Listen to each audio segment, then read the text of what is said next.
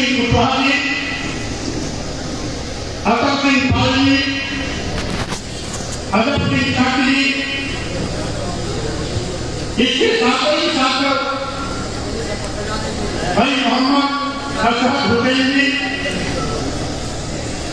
भारत प्रधान जी, देवेंद्र शाह के प्रधान जी, अवनीश शाकिर जी, प्रेम सिंह जी, श्रीमती सुशील प्रभा जी,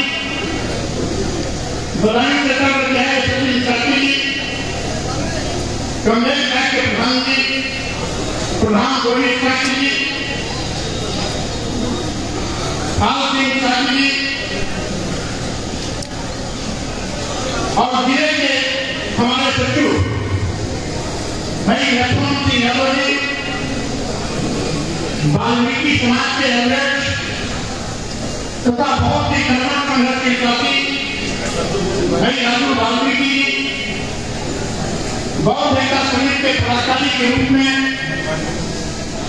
कार्यक्रम के मुख्य आयोजक की भूमिका निभाने वाले कुलदीप शाकिर जी, अल्पेश शाकिर जी, अनिल शाकिर जी, अरविंद मोहन जी, अल्पेश शाकिर जी, जयप्रकाश शाकिर जी, अमित शाकिर जी, पुष्पन शाकिर जी, विभूति जी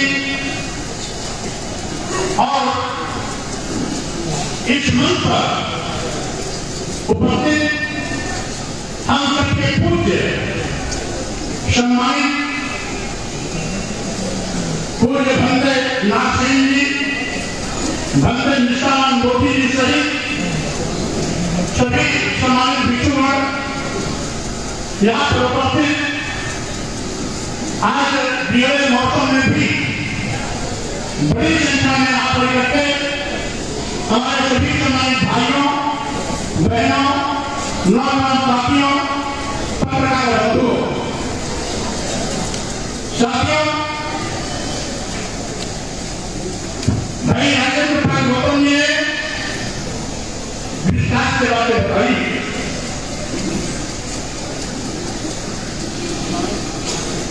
हमारे देश में समय समय पर अनेकों सामाजिक परिवर्तन के महापुरुषों ने हमें सावधान और सजग करने का काम किया है। सामाजिक परिवर्तन के महानायक ज्योतिराव फुले जी शिक्षा की देवी के रूप में सुविख्यात सावित्रीबाई फुले जी, फातिमा सेन जी के साथ साथ आरएसएस के जनक छत्रपति शिवाजी महाराज, भारतीय संविधान निर्माता परम पूज्य बाबा साहेब अम्बेडकर, स्वामी नाइकर, नारायण गुरु, संत कार्तिके के साथ साथ उत्तर भारत में सामाजिक क्रांति का संकल्प करने वाले महाराज जी, पेरिया नारायण सिंह यादव जी, बिहार प्रदेश के शहीद जयदेव कुशवाहा जी और इसी धारा को आगे बढ़ाने वाले सामाजिक परिवर्तन के महानायक मानव नाथी राम साहब जी ने समय समय पर हमें सचेत और सावधान किया। हम अपनी ओर से आप सभी लोगों की ओर से इन सभी महापुरुषों को बहुत बहुत वंदन करते हैं और साथ ही साथ आपके इस पूरी आयोजन पर आप सबको बधाइयां शुभकामनाएं भी देते हैं। साथियों, इस देश की जो सामाजिक व्यवस्था जिसके तहत जात-पात, छुआछूत, ऊंच-नीच, भेदभाव इस देश में कैंसर के रूप में देश और समाज को कमजोर करने का काम लंबे अरसे तक किया। इसी का नतीजा था कि हमारा देश हजारों साल तक गुलामी का शिकार भी हुआ। हजारों साल तक जो भारत कभी सोने की चिड़िया कहलाता था, जिस भारत में सुख समृद्धि थी, दूध भी की गंगा बहती थी, ये कहावतें हमने सुनी है, वही भारत हजारों साल तक गुलामी के साथ खेलने के लिए मजबूर हुआ। जिस भारत में सम्राट मौर्य जैसे महान प्रतापी सम्राट विश्व नेता सिकंदर को परास्त करके नाश करने का काम किया, वही भारत हजारों साल तक गुलाम रहा। आखिर क्यों? इसलिए यहाँ के कुछ चंद चतुर लोगों ने हमें जातियों में बांट दिया, हमें ऊंच नीच में बांट दिया, हमें छूत और अछूत में बांट दिया। डिवाइड एंड रूल के तहत ऐसे लोगों ने न केवल समाज को बांटा, बल्कि समय समय पर हमारा देश भी बटा। आप जानते हैं, सम्राट अशोक के जमाने में हमारे भारत की सीमा इराक और ईरान तक जाती थी। बर्मा, म्यांमार हमारे देश का हिस्सा था। नेपाल भी हमारे देश का हिस्सा था। नेपाल से लेकर म्यांमार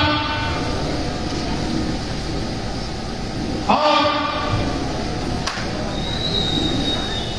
अफगानिस्तान भी हमारे देश का हिस्सा था।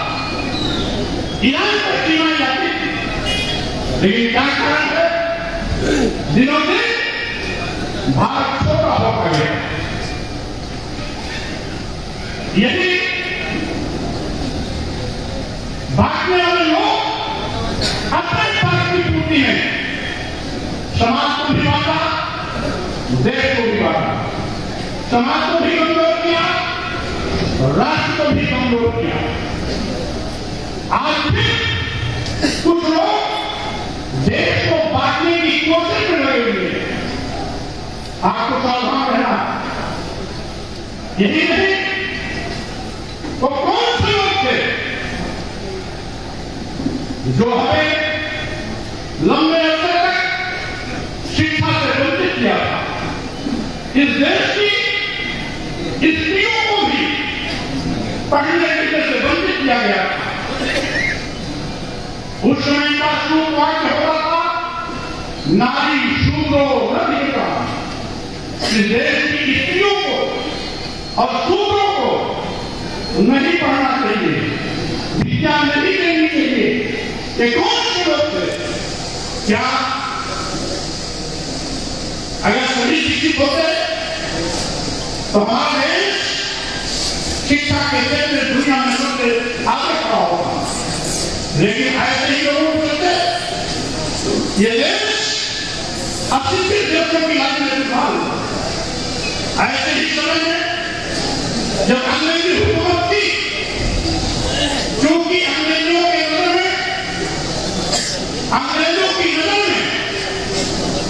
सभी भारतीय एक जैसे थे। वो इंडियन का डर कहते थे।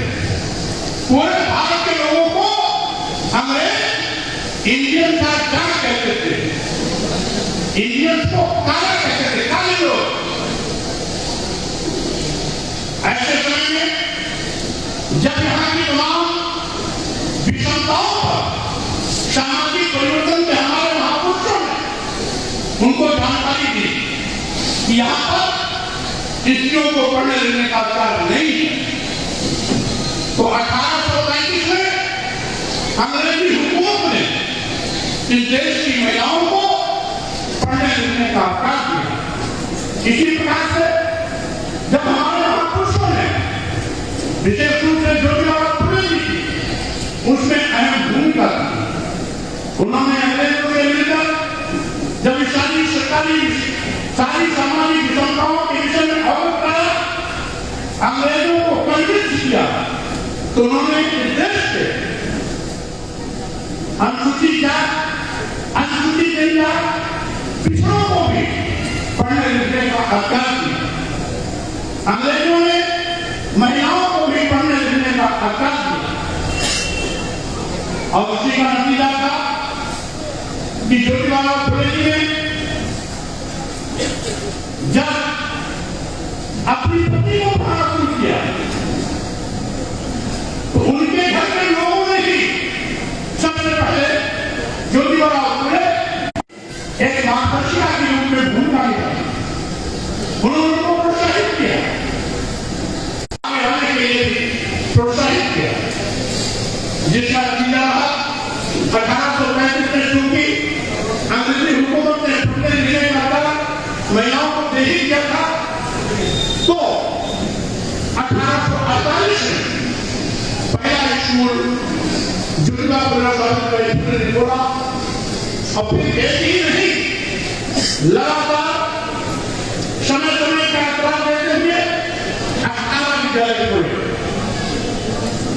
सावित्रीबाई फुले पहली महिला शिक्षिका बनी और जब स्कूल पढ़ाने जाती थी तो तमाम ऐसे लोग जो नहीं चाहते थे कि इस देश की महिलाएं पढ़ें, वो लोग सावित्रीबाई फुले पर स्कूल जाते वक्त गंदगी फेंका करती थी, कभी गोबर फेंकती थी, कभी मजबूत फेंका करती थी, स्कूल पहुंचकर साड़ी बदलती थी और फिर जब घर लौटती थी तेरी बदलूटी उनके साथ होती थी।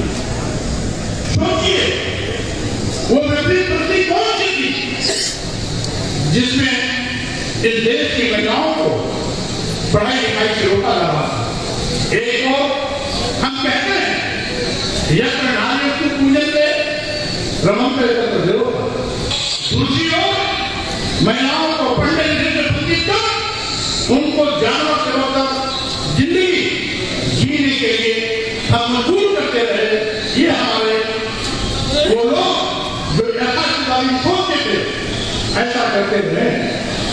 साथियों, आज मैं कहना चाहूंगा, आज तो हम सब शुक्रगुजार हैं डॉक्टर अम्बेडकर जिन्होंने भारतीय संविधान के माध्यम से आज हमें धन धरती शिक्षा सम्मान तो मौलिक अधिकार देकर एक बड़ा काम किया। हजारों साल की गुलामी की वो बेरिया जिससे न केवल हमको शूद्र कह करके जानवर से बदतर जिंदगी जीने के लिए मजबूर किया जाता रहा, वही समाज को डॉक्टर अम्बेडकर ने भारतीय संविधान के माध्यम से मौलिक अधिकार से जोड़कर हमें हमारे सम्मान स्वाभिमानता रास्ता प्रस्तुत किया। धन धरती शिक्षा सम्मान के साथ खड़ा होने का अवसर दिया। मैं कहना चाहता हूं आज भी हमारे साथ धोखा हो रहा है, आज भी हमें सचेत और सावधान होना बड़े पैमाने पर। जब अनुसूचित जाति, अनुसूचित जनजाति और पिछड़े वर्ग के लोग पढ़ाई लिखाई में आगे जाने लगे, IAS, IPS, doctor, engineer, advocate, professor बनने लगे, साइंटिस्ट बनने लगे, जज बनने लगे, तो अब शिक्षा के साथ फिर से छल किया जा रहा है, शिक्षा नहीं दी जा रही है। एक उदाहरण देता हूं, प्रयाग विश्वविद्यालय जो केंद्रीय विश्वविद्यालय BA में 4 रुपए फीस थी, 4 रुपए बढ़ाकर 4,000 कर दिया गया। बीकाम में 4,500 450 थी, बढ़ा के 4,500 कर दिया गया। बीएससी का 500 था, बढ़ा के 5,000 कर दिया गया। यानी गरीब के बच्चे का पढ़वाएं, ये सरकार ऐसी व्यवस्था कर रही है। यही नहीं, बाबा डॉक्टर अम्बेडकर कहते थे सुबह सुबह 2 घंटी बजती है, 1 घंटी स्कूल की बजती है, 1 घंटी मंदिर की बजती है। जो स्कूल की घंटी सुनकर स्कूल चला जाता है, वो पढ़ लिख के आगे का औहदेदार बन जाता है। लेकिन मंदिर की घंटी सुन करके जो मंदिर चला जाता है, वो हमेशा मंदिर का ही चक्कर लगाता रह जाता है। वो कभी IAS या कलेक्टर अधिकारी नहीं बन पाता है। ये बात डॉक्टर अम्बेडकर कहते थे, ये बात डॉक्टर अम्बेडकर कहते थे। इसलिए साथियों, मैं कहना चाहता हूँ, आज ये लोग हमें स्कूल से दूर करना चाहते हैं, पढ़ाई लिखाई से दूर करना चाहते हैं। इसीलिए शिक्षा को महंगी कर रहे हैं। गांव का गरीब चाहे बड़ी जात का हो, चाहे छोटी जात का हो, गांव का गरीब चाहे बाबा का बेटा हो, चाहे बाबू साहब का बेटा हो, चाहे दलित का बेटा हो, चाहे पिछड़े का बेटा हो, चाहे अखिलेश का बेटा हो, आज जो भी गरीब है, अब महंगी शिक्षा के कारण वो सामान्यतः शिक्षा नहीं दे सकता है, शिक्षा से वंचित होता है। लाखों बच्चों ने अपनी पढ़ाई छोड़ी है। सरकार की रणनीतियों से लगभग 1.5 लाख सरकारी स्कूल इस भाषा शासन काल में बंद हुए। प्राथमिक स्कूल जिसमें प्राइमरी और जूनियर आते हैं, सरकारी स्कूल 1.5 लाख स्कूल बंद किए गए हैं। आज उत्तर प्रदेश में भी 10,000 स्कूल ऐसे जो शिक्षक विहीन है, जिसमें दूसरे स्कूल का टीचर प्रभारी के रूप में दूसरे स्कूल का प्रभाव करता है। ऐसी हालात, ऐसी वृत्तियां पैदा की कि गांव के स्कूल में भी पढ़ाई मजाक बन गया है। सरकारी स्कूल आज व्यवसाय के केंद्र होते जा रहे हैं। शिक्षा का व्यवसायीकरण हो रहा है। आज शिक्षा में भी सरकार पैसा कमाने की नीति तय कर रही है। स्कूलों से भी पैसा कैसे कमाया जाए, सरकार उसको भी लगातार व्यापारिक नजरिए से देख रही है। ऐसी हालत में गरीब फिर शिक्षा से वंचित होंगे। इसलिए आज इस पर चिंतन की आवश्यकता है। साथियों, यही नहीं, बाबा साहब डॉक्टर अम्बेडकर ने भारतीय संविधान के माध्यम से अनुसूचित जात, अनुसूचित जनजात को आवश्यकता क्या दिया था। वही बात बाबा साहब डॉक्टर अम्बेडकर ने अनुच्छेद 340 के तहत पिछड़े वर्गों को भी आयोग बनाकर आरक्षण देने की व्यवस्था सुनिश्चित की, जिसके नाते मंडल आयोग के तहत पिछड़ों को भी 27% आरक्षण की सुविधा मिली हुई है। लेकिन जब से डबल इंजन की सरकार आई है, यह अनुसूचित जात, अनुसूचित जनजात और पिछड़ों का आरक्षण खत्म कर रही है। आज 27% की जगह पर कोई भी का विज्ञापन आता तो पिछड़ों का आरक्षण कहीं 5%, कहीं 8%। अनुसूचित जात का, जो अनुसूचित जात जनजात का 22.5% आरक्षण है, वो खत्म करके कहीं 4%, कहीं 5% और कहीं 0 कर दिया जाता। आगे ऐसा होगा क्यों? क्योंकि बाबा साहब डॉक्टर अम्बेडकर जानते थे कि हजारों साल से इनको धन भक्ति शिक्षा सम्मान से वंचित किया गया। इसलिए आर्थिक कमजोरी के तहत ये कोई भी व्यवसाय नहीं कर सकते। खेती जमीन है नहीं, खेती भी नहीं कर सकते। और साथ ही साथ लंबे अवसर से पढ़े लिखे नहीं थे तो स्वाभाविक रूप से ये नौकरी से वंचित है। इसलिए सरकार सरकारी नौकरियों को या सरकार द्वारा संचालित जो भी प्रतिष्ठान है उसमें आरक्षण की व्यवस्था दिया था कि इस आरक्षण के माध्यम से जब इनको सरकारी नौकरियां मिलेंगी तो इनके भी बच्चे पढ़ेंगे, लिखेंगे, आगे बढ़ेंगे, पढ़ लिख के अधिकारी बनेंगे और अच्छी जिंदगी जिएंगे। लेकिन आज ये गवर्नमेंट की सरकार देश के नौजवानों की नौकरियां छीन रही है, देश के नौजवानों की नौकरियां छीन रही है। आज जब से सरकार बनी सरकारी नौकरियां गायब हो गई। सामान्य वर्ग के लोग, अनुसूचित जाति के लोग, अनुसूचित जनजाति के लोग, पिछड़े वर्ग के लोग, किसी भी समाज को हर समाज का प्रावधान आज बेरोजगारी का दंश चल रहा है। आज नौकरी के लिए परेशान है, जिसके नाते मजबूरी में उसको आउटसोर्सिंग की नौकरियां करनी पड़ रही है। हमने देखा है तमाम पढ़े लिखे बीटेक करके आउटसोर्सिंग की नौकरी में 10-12,000 14,000 पर नौकरी कर रहे हैं। हमने कई जगह देखा, बस्ती गया था, एक चाय की दुकान पर बड़ा सा बोर्ड लगा था और बोर्ड में क्या लिखा था? बीटेक चाय वाला, बीटेक चाय वाला। एक टैक्सी चालक अपनी टैक्सी में लिखा था बीटेक टैक्सी वाला। इस तरीके से आज बेरोजगारी का आलम, आज पढ़े लिखे डॉक्टर, इंजीनियर आज ठोकरे खा रहे हैं। तमाम ग्रेजुएट, पोस्ट ग्रेजुएट लड़के आज सड़क पर भीख मांगने जैसी स्थिति के दौर से गुजर रहे हैं। और यही नहीं करती आज सरकार कहने के लिए बड़ी अच्छी अच्छी रचेदार बातें करती है, लेकिन इंजीनियर ने ठोक है। अभी गौतम जी ने ये किया कि अभी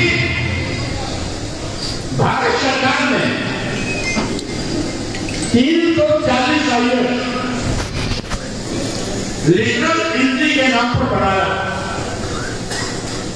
340 आईएएस में एक भी शेड्यूल कास्ट का व्यक्ति नहीं,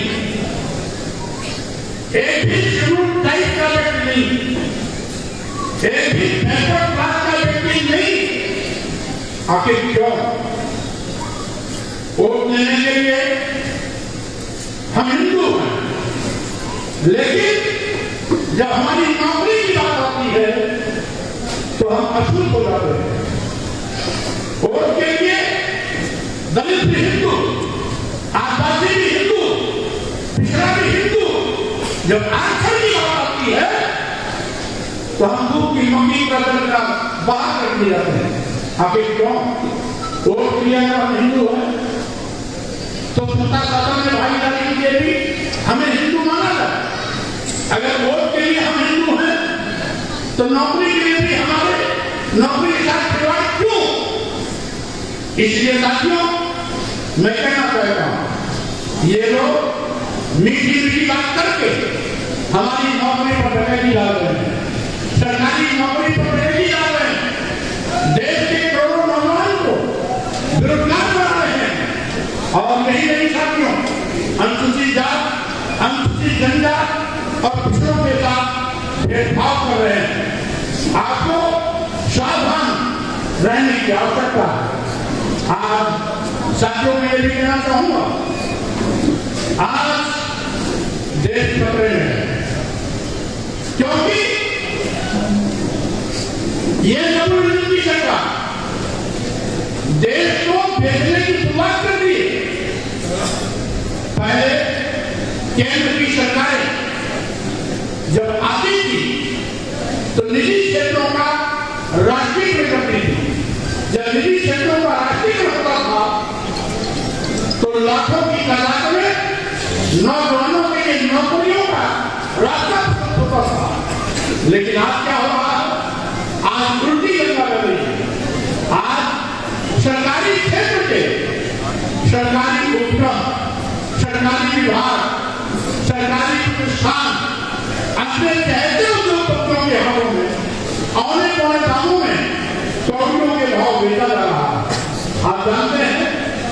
देश के सभी बंदरगाह में दिए गए, सभी एयरपोर्ट में दिए गए, एयर इंडिया में दिया गया, सभी रेलवे स्टेशन में दिए गए, कई जमीन देने में दी गई, LIC जैसी बड़ी संस्था दे दी गई। मैं पूछना चाहता हूं माननीय प्रधानमंत्री जी, इन सभी सरकारी विभागों में देश के नौजवानों ने सोचना पड़ा था कि हम कोई सरकारी नौकरी दे पाएंगे, जिससे उनको सरकारी नौकरियां मिलने थी। आपने उनकी उम्मीदों का गला घोट दिया, उन सरकारी विभागों को भेज दिया अदानी और अंबानी के हाथों में। आखिर ऐसा क्यों? अब अदानी और अंबानी के हाथ में चला गया तो अब सरकारी नहीं रह गया, अब अदानी की कंपनी हो गई, अंबानी की हो गई, तो नौजवानों को अब वहां भी आउटसोर्सिंग पर नौकरी करना पड़ेगा। 10,000, 15,000, 12,000। इसलिए साथियों, देश देता रहा ये सरकार इस इंडिया कंपनी से भी होकर इस इंडिया कंपनी को कम से कम अपने राष्ट्र निर्देशन के लिए वो फंसार थी, यहां मुक्ति थी तो कराना अपने देश के बैंक में डालती थी। लेकिन ये लोग क्या कर रहे हैं? ये तो अदानी और अंबानी की तिजोरी बन रहे हैं। यानी इनकी नजर में देश के लोग कूड़े करकट है, जो कुछ है अदानी है, अंबानी। यही कारण है कि देश की सारी संपत्तियां अदानी और अंबानी पर यह सरकार इतनी मेहरबान है कि एक एक करके देती जा रही है। मैं कहना चाहता हूं सबको, आज संविधान की टक्कर है, क्योंकि संविधान की जो आर्थिक की व्यवस्था है वो चकाचूर की जा रही है। आरक्षण खत्म किया जा रहा, आरक्षण के साथ खिलवाड़ किया जा रहा, आरक्षण पर डकैती करनी जा रही है। अनुसूचित जात और पिछड़ों को आरक्षण से वंचित किया जा रहा। यही नहीं, आज लोकसभा में पार्लियामेंट में क्या हुआ? 145 सांसदों को जबरन सरकार के इशारे पर बाहर कर दिया गया। सरकार बहस की मांग कर रही थी, जनता सरकार विपक्ष के नेता सरकार से बहस की मांग कर रहे थे, लेकिन सरकार बहस में विश्वास नहीं है, इसलिए बहस न कराकर वो सांसदों को ही बाहर का रास्ता दिखा दिया। सांसद होता इसीलिए कि उसने चुन करके आने वाला सांसद देश, प्रदेश और अपने क्षेत्र की समस्याओं को एक करके उठाए, सरकार के ध्यान में उन समस्याओं को उठाए, सरकार उन समस्याओं का निदान करे, इसीलिए होगी। लेकिन चूंकि सरकार का लोकतंत्र में यकीन नहीं है, इसलिए लोकतंत्र को भी कुचलने का प्रयास किया जा रहा है। यहां तक कि विपक्ष की आवाज को दबाने के लिए ईडी, सीबीआई, इनकम टैक्स का दुरुपयोग किया जा रहा है। इसलिए आपको सावधान होना हो। साथियों, जो हालात 10 से 70 है, हमारा ध्यान भटकाने की कोशिश की जा रही है, हमारा ध्यान भटकाने की कोशिश की जा रही है। उससे आपको सावधान रहना और साथ ही साथ देश को बचाना है, लोकतंत्र को बचाना है, संविधान को बचाना। इसलिए लोकतंत्र, संविधान और देश से खिलवाड़ करने वाले लोगों को बाहर का रास्ता दिखाना भी इस तैयारी के साथ आप सब मजबूती से आगे बढ़ो। यहाँ मैं ये भी कहना चाहूँ, हमारा भारतीय संविधान धर्मनिरपेक्ष संविधान, हम सभी का समान रूप से सम्मान करते हैं। हमारी संस्कृति यही है, हिंदू मुस्लिम सिख ईसाई सब है आपके भाई। आज उस भाईचारे की संस्कृति को, उस भाईचारे की स्थिति को तोड़ा जा रहा है। हिंदू मुसलमानों की भीड़ खाई पैदा कर हिंदू मुसलमानों को लड़ाने की नाकाम कोशिश की जा रही है। और साथियों, ये बड़ी विडंबना कि जहां की संस्कृति रही प्रमुखन का, हम पूरे विश्व को अपना परिवार मानते हैं, लेकिन पार्टी विशेष के लोग यहाँ पर धार्मिक उन्माद पैदा कर हिंदू मुसलमानों को आपस में लड़ाकर, हिंदू मुसलमानों को आपस में बांटकर राजनीति करने की कोशिश कर रहे हैं।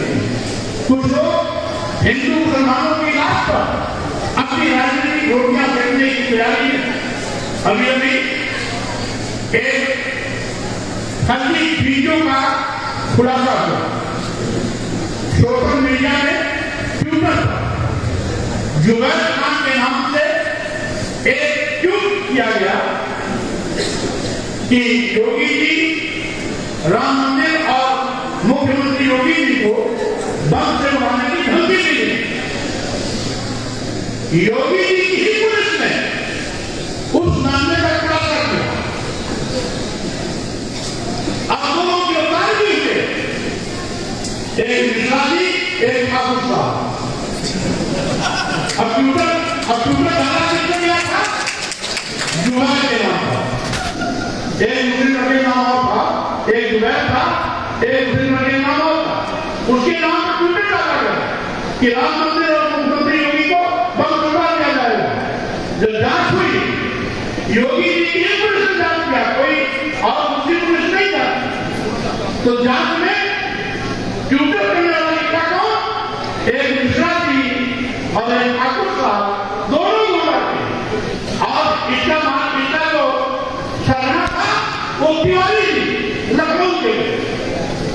ये देखिए, अगर ये खुलासा नहीं होता तो उस ट्विटर के माध्यम से पूरे मुस्लिम समाज को अपराधी बनाकर जनता की नजर में कटघरे में खड़ा करने की इनकी नापाक कोशिश की। और उनका संबंध कहीं और से नहीं, जो करना था उसका फोटो वायरल हुआ तो माननीय मुख्यमंत्री जी को मुजफ्फर देते हुए नजर आ रहा है। सावधान रहना, ये कितने ऊंचे खिलाड़ी, कहीं पर निगाहें कहीं पर निशाना, कहीं पर निगाहें कहीं पर निशाना। अगर वो झूठ खुलासा नहीं होता तो पूरा मुस्लिम समाज देश की जनता की नजर में अपराधी बन गया होता। लेकिन ये तो अच्छा हुआ कि समय रहते वो झूठ का खुलासा हो गया, अपराधी पुलिस के गिरफ्तार में आ गए। अब क्योंकि सरकार के खिलाफ आतंकवादी गतिविधियों में लिप्त पाए जाने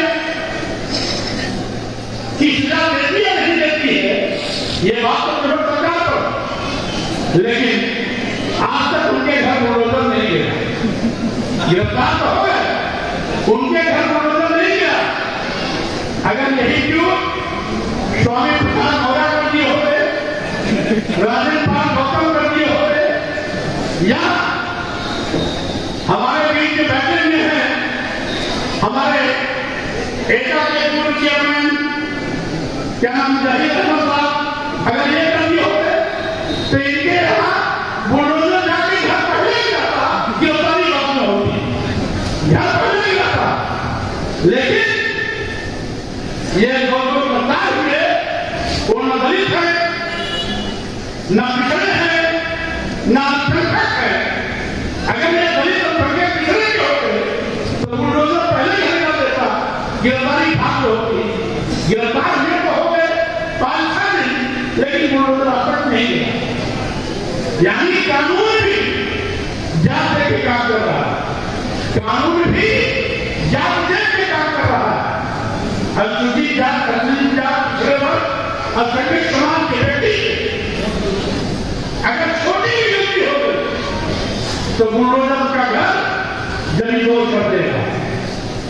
और अगर आजतक और भाजपा के नाते निजामों के द्वारा बड़ी से बड़ी गलती हो जाए तो बुलडोजर के आगे भी नहीं जाएगा। इससे साथियों, आप सरकार की नियंत्रण को सावधान रहने की आवश्यकता है। ऐसे लोग जो देश को बांट सकते हैं, समाज को बांट सकते हैं, वो आप पर कितना आगे बढ़ के जुड़ जाते कर सकते हैं, इसका अंदाजा नहीं लगाया जा सकता। इसीलिए आज इस कार्यक्रम के माध्यम से मैं सावित्रीबाई फुले जी, महात्मा गांधी को नमन करता हूं और साथ ही साथ संविधान दिवस जो 1880 में ये एशिया के उनके दस्ता में पंक्ति झंडा प्रदर्शित किया गया था।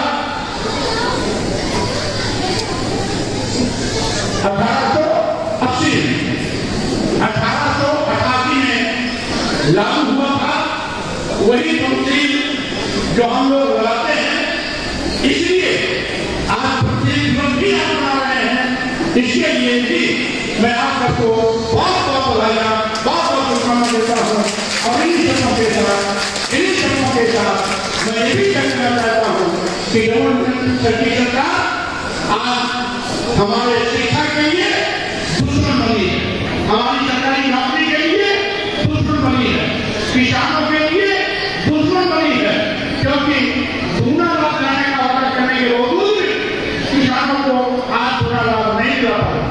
देश को आज